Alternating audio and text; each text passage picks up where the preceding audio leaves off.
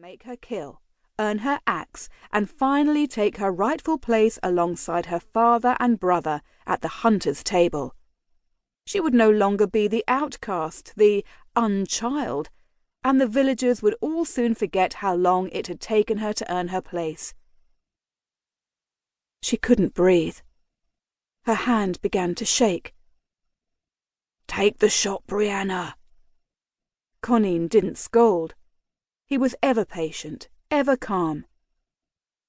But who was she to decide between life and death? It was over in an instant. A whistle and a thud. The deer crumpled to the ground. A cheer rang out in the forest as little Luchog burst from his hiding place and ran to inspect his kill. Breanna lowered her sling as she watched Luchog's father, kind-faced, bright-eyed, and dark-featured, join his son, and they laughed together. Luchog took charge, drew his bronze butchering knife, and swiftly began gutting the animal to avoid spoiling the meat.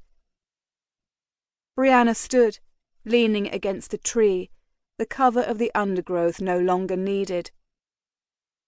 "A hunter must be swift." Conin placed a hand upon her shoulder. It was warm and heavy. His eyes were dark and kind, his thick beard flecked with grey, and his leathers were well worn and smelled of wood smoke. Breanna took a deep breath as she listened patiently to the lecture she'd heard 1,000 times before. Her father was calm, kind, and utterly infuriating. "It is not just other hunters, but predators too. A fox might catch your rabbit, or a hawk can swoop on your dove. But it is early yet, we shall track another."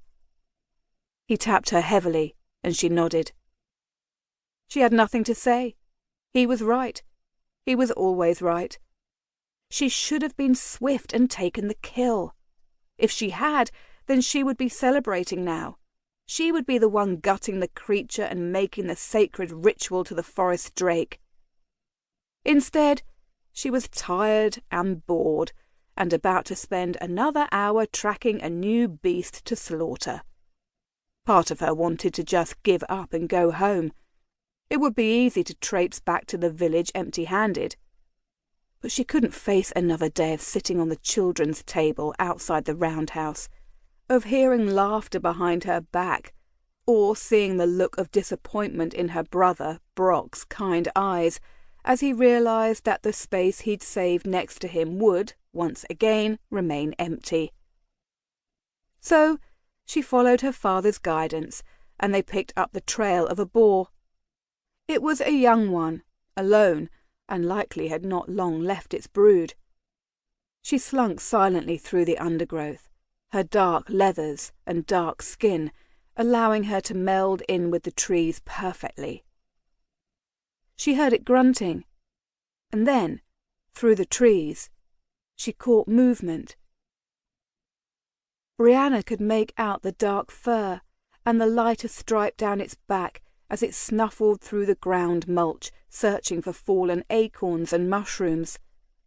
It was a good size and healthy from a bounteous summer. Its little haunches wiggled in delight as it stumbled across something tasty.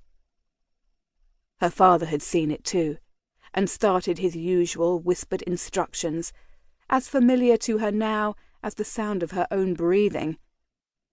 In an instant, she wished he wasn't there. She wished he didn't witness her failures and constant reluctance. She wished there was another way, a way out of the rituals to the forest drake, a way out of the tribe, and a way out of killing a happy young boar. She readied her sling and cursed the world that forced this cycle of life and death upon them. Then she heard it. The whisper, like the thundering roar of a waterfall calling to her, but silent as a thought. It was a sound, and yet it wasn't.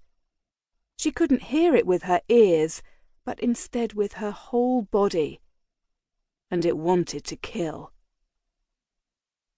"What is it?"